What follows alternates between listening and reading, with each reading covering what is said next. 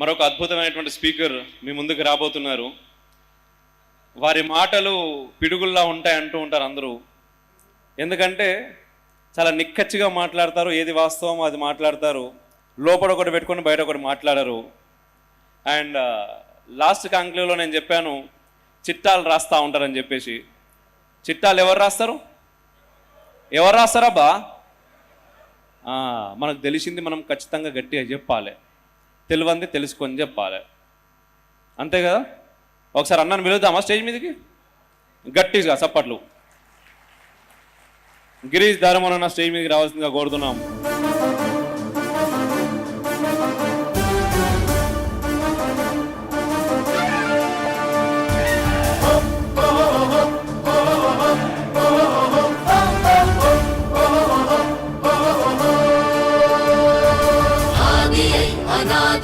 అనంత జ్ఞాన పూర్ణ రూపమై సనాతనం సనాతనం వేదమై సునాదమై సమాజ ధర్మ రక్షణార్థమై సనాతనం సనాతనం నిత్యనూతనం ధర్మకేతనం ఆత్మచేతనం పరమాత్మ దర్శనం సనాతనం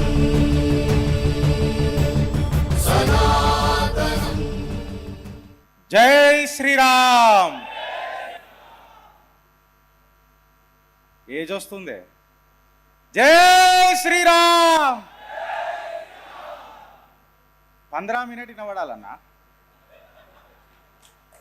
జై శ్రీరామ్. నమః పార్వతీపతయే హర హర. మొదలెడదామా? మొన్న ఒక పండగ చేసుకున్నాం. ఏం పండగ? మంచిగా చేసుకున్నామా? చేసుకున్నామా లేదా? ఒక్క సెకండ్ ఆ రామ మందిర అనుభవం మనకు అందరికీ తగిలింది కదా, ప్రాణ ప్రతిష్ఠ చేసుకున్నందుకు. అది సహకారం చేసిన కరసేవల కోసం ఒక్కసారి నిలబడి కూర్చుందామా? జై శ్రీరామ్. ఇదొక మామూలు ఘట్టం కాదు, మనం సహకారం చేసుకుంది మామూలు ఘట్టం కాదు. అయితే మేము ఛానల్ నడుపుతున్నప్పుడు కూడా మాకు ఎన్నో క్వశ్చన్స్ వస్తాయి. ప్లస్ ఇప్పుడు నేను రాగానే అమోఘ నన్ను అడుగుతున్నా, అమోఘ నన్ను ఏం మాట్లాడమంటావు అంటే, ఫస్ట్ టైం నాకేం థీమ్ చెప్పలే అమోఘ. గిరీష్ అన్న నువ్వు దిల్ కులాంచి మాట్లాడానన్న. నేను దిల్ కులాంచి మాట్లాడితే మళ్ళీ కాంట్రవర్సీ అవుతుంది అన్న. అమోఘాన్ని దృష్టిలో పెట్టుకొని మనం కాంట్రవర్సీ అయితే చేయలేం కదా. బరాల్ చిన్న కాంట్రవర్సీ 15 మినిట్ వరకు మనం దాన్ని పెట్టుకొని 15 మినిట్ల ఖతం చేద్దాం. ఈసారి ఎన్నిసార్లు 15 మినిట్ అంటారన్నది మనం ఆలోచిద్దాం. ఫ్యాక్ట్ ఏందనంటే, సనాతన కాన్క్లేవ్ నన్ను మొట్టమొదటిసారి పిలిచిండ్రు, రెండోసారి పిలిచిండ్రు, ఇది మూడోసారి.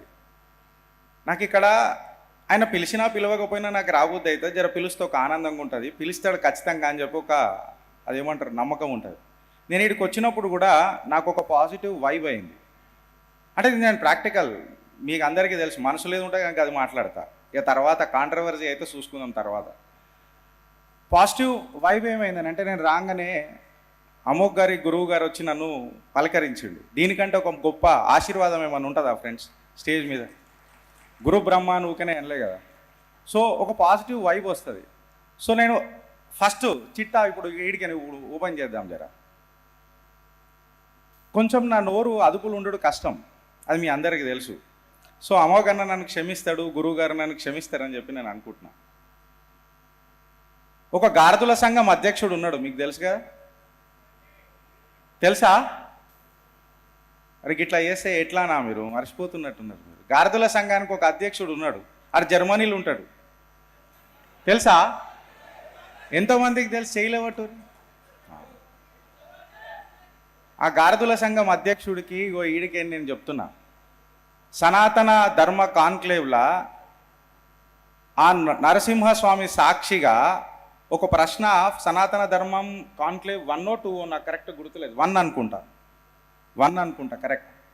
అక్కడ అన్న వీడిని ఏం చేయలేమా ఈ గారదుల సంఘం అధ్యక్షుడిని అని అన్నాం. మోకా దొరుకుతుంది, జర ఆగుదాము, జర చల్లగా ఉండాలి కదా, మనమందరం నమ్మకంగా పెట్టుకొని జర ఓపికగా ఉండాలి కదా.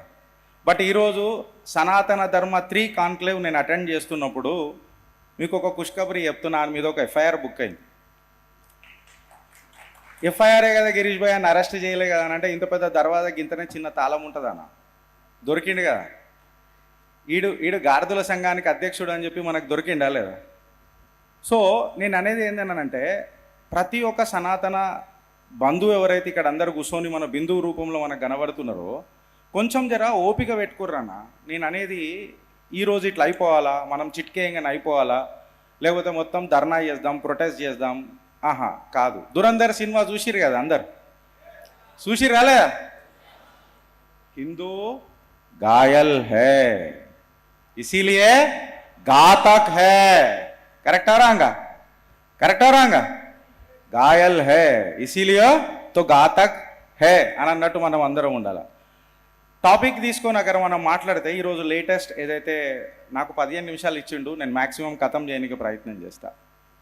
ఈరోజు మనం అర్థం చేసుకోనికే ఏ టాపిక్ మనం అర్థం చేసుకున్నా వక్ఫ్ గురించి లాస్ట్ టైం క్లియర్ కట్గా మాట్లాడినాం. ఇప్పుడు మనం తెలుసుకోవాల్సిన టాపిక్ ఏదన్నా ఉన్నది చాలా కీలకంగా అనంటే ప్లేసెస్ ఆఫ్ వర్షిప్ యాక్ట్. ఏందన్నా దీని మీద జర చర్చ జరగాల. గిరీష్ ప్రభుత్వాలు దీని మీద ఏం మాట్లాడతలేవు కదా అని అంటే, ఇగో ఇత్తనం నాటితేనే కదా ఒక వటవృక్షం అవుతుంది. అయిందా లేదా? అవుతుందా కదా? ఒక చిన్న వటవృక్షం ఆల్రెడీ నాటింది. ఎట్లా నాటింది గిరీష్, ఏం చెప్తున్నావు అని అంటే, 36 సంవత్సరాల పాటు బంద్ అయిపోయిన దేవాలయంలా యజ్ఞం మొదలైంది. కాశ్మీర్లా రఘునాథ స్వామి దేవాలయం మళ్ళొకసారి దర్వాజాలు తెరుచుకున్నాయి. దీనికంటే ఇంకా పెద్ద నిదర్శనం ఏమి కావాలా? ఇప్పుడు నాకు రోజు ఫోన్లు వస్తాయి, గిరీష్ భాయ్ మనం డిక్లేర్ చేసేయాలి కదా అని అంటే, అరే డిక్లేర్ చేయడానికి మన జాగిర్ ఉన్నది రా భాయ్, అట్లా కాదు కదా, ఇది రాజ్యాంగం. సో మెల్లగా ఇప్పుడు మన వాళ్ళు అందరూ ఎట్లుంటారు అని అంటే, డైరెక్ట్ కస్సున కూర్చుదాం, ఇంజక్షన్ ఎక్కిద్దామని అనుకుంటారు. నువ్వు కస్సున కూర్చున్నావు అనుకో, ఇంజక్షన్ అవుతుంది. ఇంకో కొంచెం నాటుగా చెప్పమంటే చెప్తా. ఇప్పుడు నువ్వు ఏదైనా వెపన్ తీసుకొని ఎవరినైనా అటాక్ చేసినావు అనుకో, కేసు బుక్ అవుతుందా కాదా? అవుతుందాకా అన్న, నేను నాకు ఏజ్ వస్తుంది, అవుతుందాకా? నేనేమంటానంటే ఐస్ గుచ్చాలనంట. ఐస్ గుచ్చితే కేసు ఉంటుందా? కరిగిపోతుంది కదా. అంటే నువ్వు ఇచ్చే ఇంజెక్షన్ అనేది పెయిలా గుచ్చకు, సలైన్ లెక్కి మెల్లగా ఒక్కొక్క చుక్క. దురంధర్ సినిమా చూసిరు కదా, మారనే మే క్యా మజా హై, జిందా రక్కే తడప్నే మే జో మజా హైనా అని అంటారు చూడు, అంటారా అనరా? సో నేను అనేది ఏంటనంటే, చట్టం గట్టిగా తెలుసుకోవాలా. మా జర్నీ అగర్ చిత్రగుప్తు దగ్గర నేను చెప్పాలనంటే, ఇది కరెక్ట్ వేదిక కాదు, కానీ యాక్చువల్గా ఇన్స్పైర్డ్ మేము అవుతున్నాము అని అంటే, ఇట్లాంటి రిఫ్లెక్షన్ ఛానళ్ళు, ఇట్లాంటి నేషనల్ ఛానళ్ళు చూసే ఇన్స్పైర్ అయినాం. హానెస్ట్గా చెప్పాలంటే, మేము నిజంగా చెప్పాలంటే మాకు పెద్ద జర్నలిజంలో మాకేదో ఓనామాలు కూడా ఏం తెలిసింది ఏం లేదు. ఇప్పటిదాకా సురేష్ గారు కూడా అన్నారు, చదవాలా, చదువుతో ఒక సబ్జెక్ట్ వస్తుంది అని చెప్పి మనము మాట్లాడుకున్నాం. అదే సబ్జెక్ట్ మీద జనరల్గా మనం తెలుసుకోవాల్సింది ఇప్పుడు ఏందనంటే, ఇక్కడ జెన్ జీకి మనం చెప్పాల్సింది ఏందనంటే, వెనకటి ప్రభుత్వాలు ఏ రకంగా ఉండే, ఈ రకంగా ఏ రకంగా ఉన్నాయి అన్నది ఫస్ట్ పాయింట్ ఒకటి ఉంటుంది. ఎందుకంటే నీ కవచమై ప్రభుత్వాలు నీ ప్రభుత్వాలు ఉంటేనే నువ్వేమన్నా చేయగలుగుతావు అనేది ఒక క్లారిటీ. ఇంకొకటి ఏందనంటే, డోంగ్ మాటలు మాట్లాడతారు బాగా. సెక్యులరిజం అనే మాట కింద చాలా డోంగ్ మాటలు మాట్లాడతారు. ఒక పార్టీ పేర్లనైతే డైరెక్ట్ మైనారిటీ పేరే ఉంటుంది, ఉండదా? మైనారిటీ పేరే ఉంటుంది. కానీ మళ్ళీ బయటకు వచ్చేసరికి ఇక మళ్ళీ నేను ఇప్పుడు ఇమిటేట్ చేసింది అనుకో, మీరు అందరు నవ్వుతారు, మీకు తెలిసిపోతుంది కూడా పేరు. ఆర్టికల్ 25, 26, 27 అని అంటాడు. సో మీ అందరికీ తెలుసు. ఆయన తమ్ముడేమో 15 మినిట్ అంటాడు. మళ్ళీ 15 మినిట్ కాడికి వస్తే, నేను ఇప్పటిదాకా మిమ్మల్ని అన్న మొన్న ఏం పండుగ చేసుకున్నామే మనం అందరము అని అన్న. ఏం పండుగ? ఈసారి రామనవమి కింద ఏమన్నా అసాంఘిక ఘటనలు దేశం మొత్తంలో అక్కడెక్కడేమన్నా జరిగినాయా? అంత పెద్దగా చెప్పుకునేటట్టు ఏం జరగలే. ఈ విషయం ఇప్పుడు నేను ఎందుకు చెప్తున్నానంటే, ఎందుకు జరగలేనంటే, హిందూ ఐక్యత గట్టిగా అయింది గిరీష్ భాయ్, మనం తోపులం అయిపోయినామన్నది కాదు. బెంగాల్ ఎలక్షన్స్ జరుగుతున్నాయా లేవా? ఒక్క అసాంఘిక ఘటన కూడా జరిగిందనుకో, హిందువులందరూ ఒకటైతారు రా అననే ఒక మెసేజ్ క్లియర్ కట్గా పోయిందా లేదా? దేశంలో పోయిందా లేదా? హిందూ అని గౌరవపడు, హిందూ అని గర్జించు. ఇప్పుడు ఇది ఎప్పుడు వచ్చింది తెలుసా ఫ్రెండ్స్? ఒక బలిదానం అయిన తర్వాత వచ్చింది. 2014లో ఎప్పుడైతే ఒక భారతీయుడు ప్రధానమంత్రి అయినప్పుడు కూడా వచ్చిందో లేదో నాకు తెలియదు, కానీ నిన్నగాక మొన్న తరుణ్ కటిక్ ఉత్తమ్ నగర్లో ఒక సంఘటన జరిగింది. మీ అందరికీ తెలుసో తెలియదు, హోలీ పండుగ నాడు. తెలుసా అందరికీ? హోలీ పండుగ చేసుకోకుండా యావత్ భారతావని ఒకటైంది. ఉత్తమ్ నగర్లో హిందువులందరూ ఉత్సాహంగా ఒక పండుగ రోజు హోలీ జరుపుకున్నారు. 2 సార్లు ఇలా దేశంలో హోలీ జరుపుకున్నారు అని అంటే హిందూ ఐక్యత ఏ రంగు ఉన్నది అనేది ఒకసారి మనం అందరం ఆలోచించాలి. అగర్ బై ఛాన్స్ రామనవమి నాడు పంచాయతీ ఏదైనా అయితే, అసాంఘిక ఘటనలు ఏమన్నా జరిగితే యావత్ దేశంలో ఇక వేరే రకంగా ఉంటుందని చెప్పి ఒక క్లియర్ కట్గా వాళ్ళకు అందరికీ మెసేజ్ పోయింది. ఇన్ఫ్యాక్ట్ చెప్పాలనంటే ప్రభుత్వాలకు కూడా పోయింది. హిందూ అగర్ జాగృత్ హువా తో ఉస్కు సంభాలనా బహుత్ ముష్కిల్ హోగా అనేది ఒక మెసేజ్ క్లియర్ కట్గా పోయిందా లేదా ఫ్రెండ్స్? సో అసాంఘిక ఘటనలు ఏడ కూడా జరగలే. అయితే ఇది గెలుపు అనుకోవడం మన మూర్ఖత్వం అవుతుంది. నేను ఇది క్లియర్ కట్గా చెప్తున్నా. అరే గిరీష్ గెలిచినాం కదా ఇంకా సంతోషపడవా అని అంటే కాదు, ఎలక్షన్ ఉన్నది కదా అని ఇట్లా నడుస్తుంది. దేశ విదేశాలలో ఏ రకంగా జరుగుతుంది, ఏ రకంగా ఎట్లా జరుగుతుంది అని అనేది మీరు ఒకసారి డాట్స్ కనెక్ట్ చేసి చూస్తే మీకు కంప్లీట్గా వేరే సీనియరో కనబడుతుంది కంప్లీట్గా. సో ఈ డరా హువా కౌమ్ ఏదైతే ఉంటుందో ఇవాళ వాళ్ళకు వశపడతలేదు.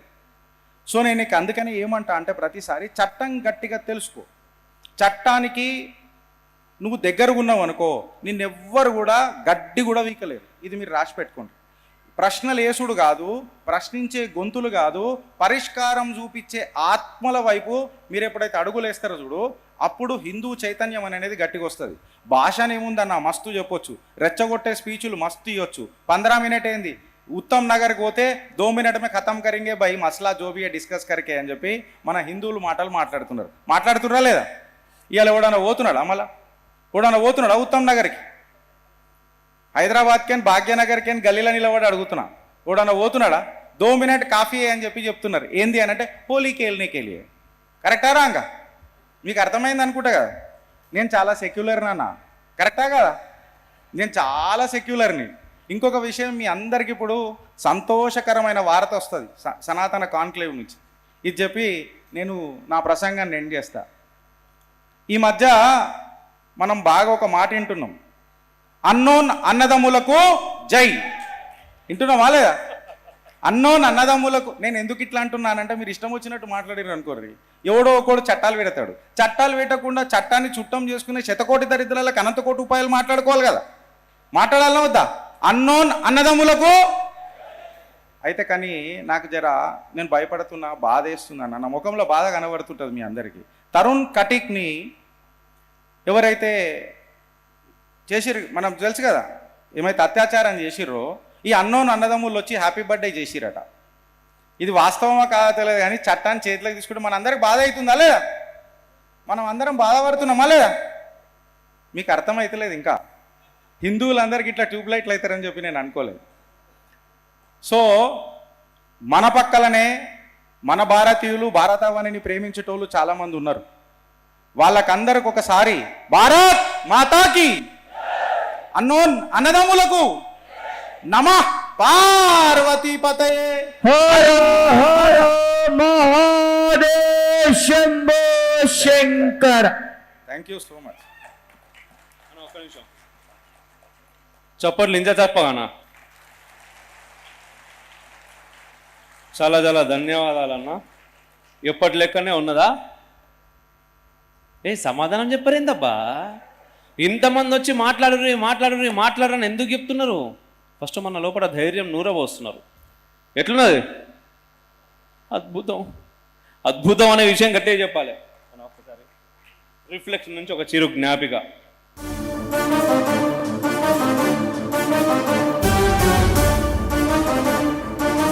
భారత్ మాతా కీ